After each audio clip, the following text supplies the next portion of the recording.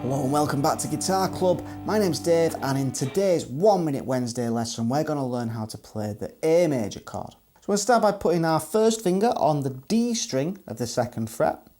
The second finger goes on the G string of the 2nd fret, and the third finger goes on the B string of the 2nd fret. So that's a lot of fingers on the 2nd fret, so you might have to jig your fingers around and find a comfortable place for them all to sit.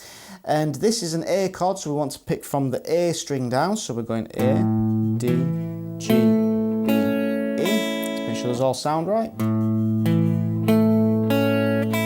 And I'll strum that chord so you can hear how it sounds. Now, if you do find that chord grip quite hard to do, there's another way you can play it. Absolutely fine, either way you want to choose to do these. So this grip is going to be the 2nd fret of the G string with your first finger, the 2nd fret of the D string with your 2nd finger, and the B string with your 3rd finger on the 2nd fret as well. It's the exact same chord, exact same grip, but you might find this a bit easier to get all the fingers in on the 2nd fret. So let's hear how that sounds. The exact same.